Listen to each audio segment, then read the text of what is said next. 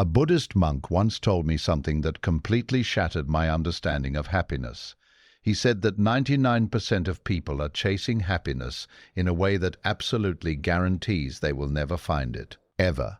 And when he explained the psychology behind why this happens, I realized something terrifying. I was in that 99%, and there's a very good chance you are too. In the next 15 minutes, I'm going to show you exactly what he told me, why most people are trapped in this cycle without even knowing it, and most importantly, how to escape and join the 1% who actually find lasting happiness. But before I explain what he said, let me ask you a question, and I want you to answer honestly, just to yourself. Are you happy right now? Not tomorrow when you finish that project, not next month when you get paid, not next year when you finally achieve that goal. Right now, in this exact moment, sitting here watching this video, are you truly deeply happy? If you hesitated, if you had to think about it, if the answer is, well, I will be when, you're in the 99%. And here's the brutal truth. Unless you understand what I'm about to show you, you will stay there for the rest of your life. Welcome to Buddhism Harmony. My name is Wakar, and I need to tell you a story. 5 years ago, I was miserable. I had a job. I had a roof over my head. I had everything I thought I needed. But I was deeply unhappy. And like most people, I kept telling myself, I'll be happy when I get promoted. I'll be happy when I make more money. I'll be happy when I find the right relationship. The promotion came. Still unhappy. The money increased. Still unhappy. The relationship happened. And guess what? Still unhappy. I thought something was wrong with me. Maybe I was just a negative person. Maybe I was broken somehow. Then I met a Buddhist monk, an elderly man who had lived in a monastery for over 40 years. He had nothing. No possessions, no career, no family, no wealth. And yet, he radiated a kind of peace and joy I had never seen before. I asked him, "How are you so happy with nothing?" And what he told me changed my entire life. Today, I'm sharing it with you, because the 99% don't know this, and that's why they're trapped. Here's what the monk told me. He said, "Look at your life.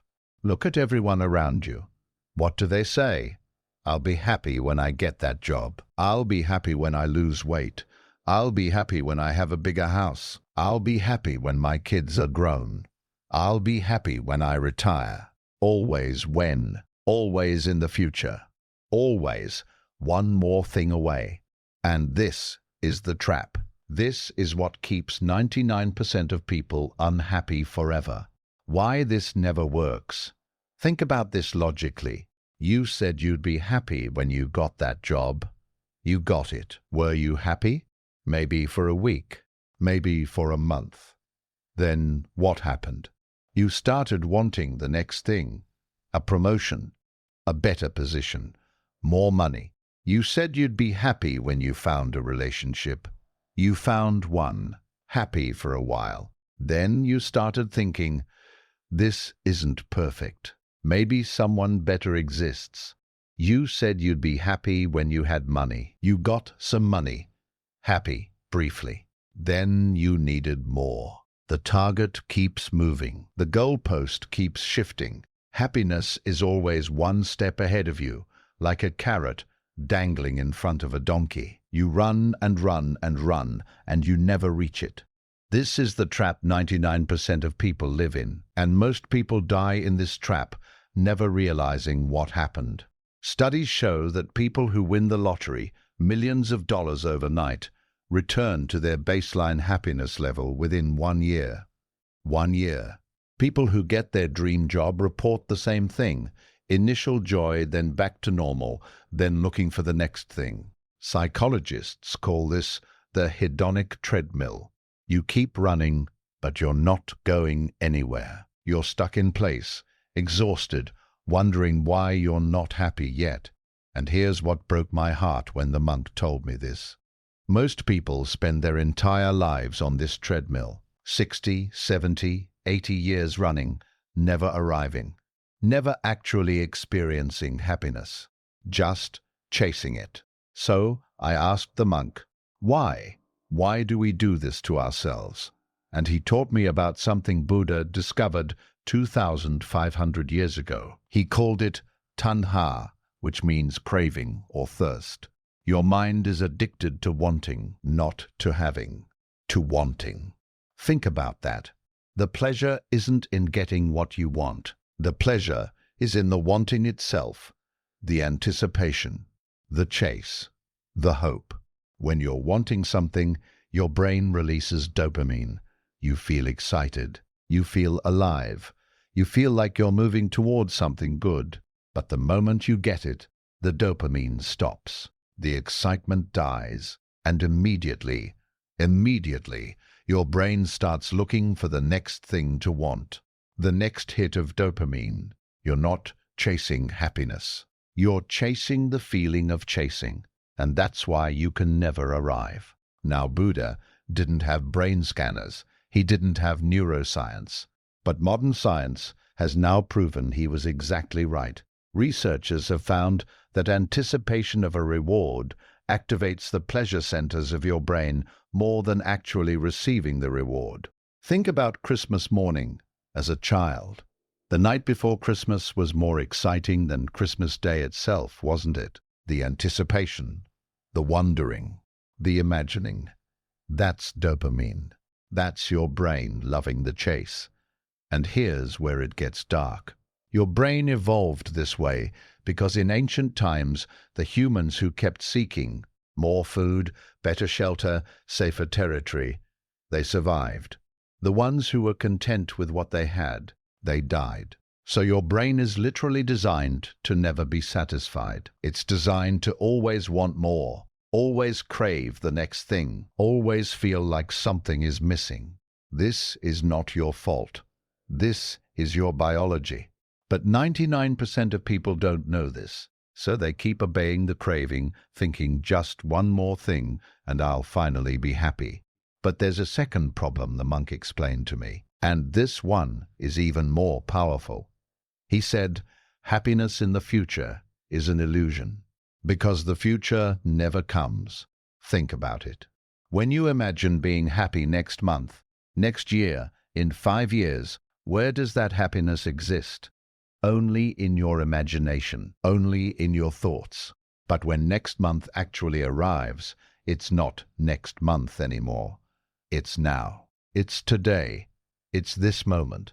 And if you're not happy now, you won't be happy then, because then becomes now when it arrives. And you'll still be you, with the same mind, the same habits, the same patterns.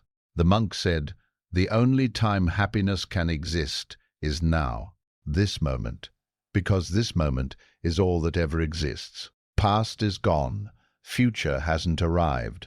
There is only now, and people who put happiness in the future are trying to put it in a place that doesn't exist. What the 1% understand. So here's what separates the 1% from the 99%. The 99% think, I will be happy when I achieve this goal. The 1% think, I choose to be happy now while I work toward my goals. Do you see the difference? The 99% postpone happiness. The 1% claim it immediately. The monk had nothing. No money, no possessions, no achievements. But he was happy right now, in the present moment. He didn't need anything to change. He found happiness in what was already here. That's the secret. That's what 99% of people never learn. First shift. Stop saying, I'll be happy when, and start saying, I choose to be happy now. This doesn't mean you stop having goals. The monk explained this clearly. You can have goals. You can work toward things. But don't make your happiness dependent on achieving them.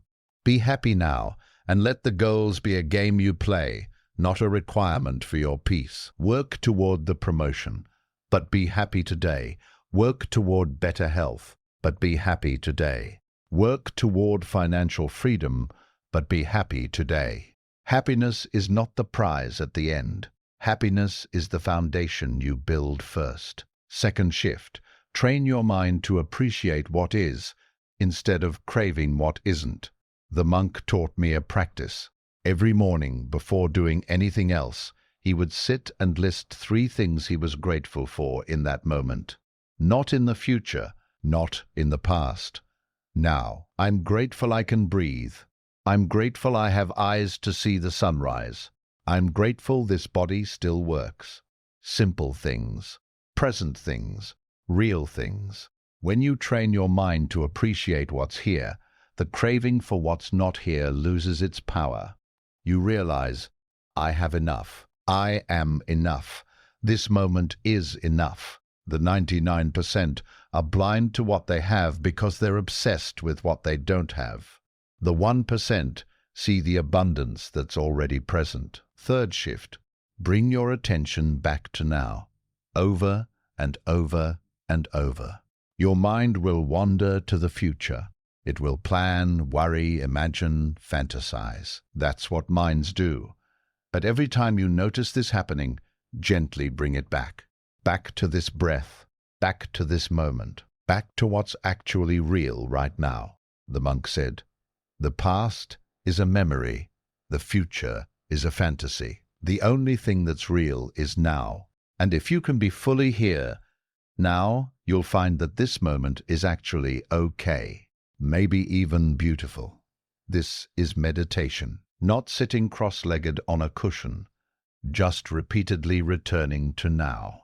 In the car, at work, eating dinner, walking, breathing, the 99% live in their heads, in imaginary futures. The 1% live in reality, in this moment.